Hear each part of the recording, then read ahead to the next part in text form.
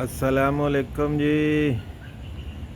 ये जनाब मनारा अकबा है जी, मनारा अकबा। ये मजलिस कमांडरन जोहर ਉਹਦਾ ਦਫ਼ਤਰ है ਵੱਡਾ।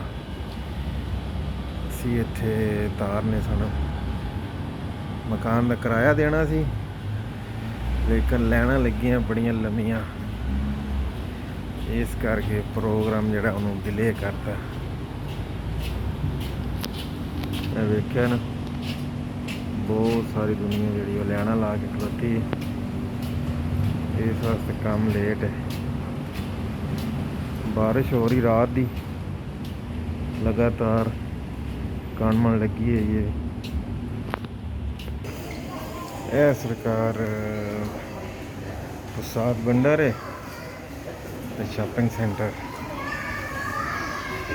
ਯਾਰ ਹੁਣ ਬਿੱਲ ਲੇਟ ਹੋ ਗਿਆ ਤੇ ਫਿਰ ਇੱਥੇ ਬਿਜਲੀ ਵਗੈਰਾ ਦਾ ਦੂਸਰਾ ਬਿੱਲ ਤਾਰ ਲੈਣਾ, ਇੱਕ ਦੋ ਦੁਕਾਨ ਹੈ ਉੱਥੇ ਤਾਰ ਜਾਣਾ।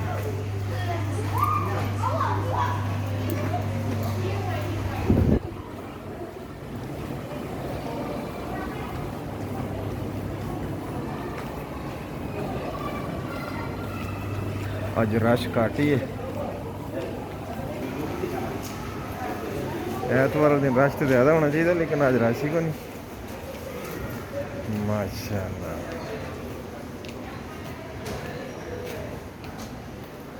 कड़ियाँ की दुकान है, गिफ्ट वगैरह ने।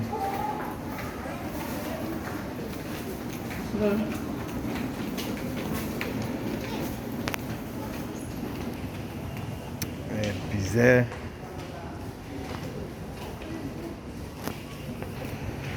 कुर्सियां ने जनाब, एक्सरसाइज वाली।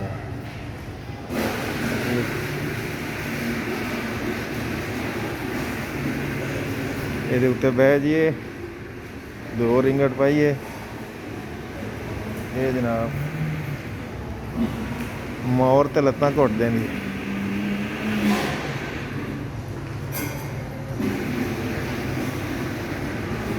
जुतियां की दुकान,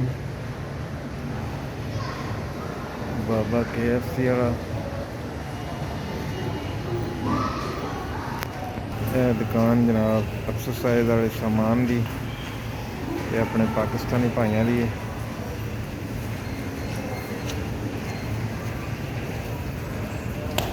अस्सलाम वालेकुम। ये भी बारिश हो रही है, लेकिन हुण इन्नी तेज़ नहीं, काणमा नहीं। ਇੱਥੇ ਦੀ ਬਾਰਿਸ਼ ਸਿਰੇ ਨੂੰ ਪਵੇ ਤੇ ਸਿਰ ਜਿਹੜਾ ਉਹ ਵੀ ਦਰਦ ਕਰਨ ਲੱਗ ਪੈਂਦਾ, ਇਸ ਗੱਲ ਬਾਰਿਸ਼ ਤੋਂ ਬਚਣਾ ਪੈਂਦਾ।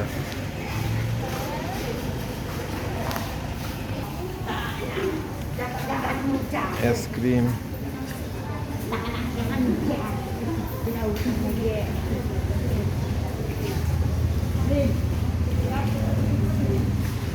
ਇਹ ਜੀ ਬੰਦ ਹੈ ਅੱਜ ਮੈਕਡੋਨਲਡ ਵਾਲੀ ਆਈਸਕ੍ਰੀਮ।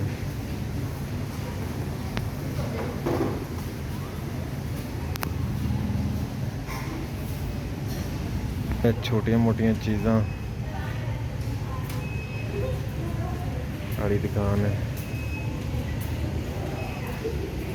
UTC की सहूलत भी मौजूद है इत्थे। UTC का मतलब है कि इत्थे दफ्तर दी छोटिया मोटिया ब्रांचा जिहड़ियां ना सारियां, मसलन IC वाला दफ्तर, JPN, इमीग्रेशन, JPJ, उन्हां दा सारा जिहड़ा ना छोटिया छोटिया ब्रांचा ने इत्थे,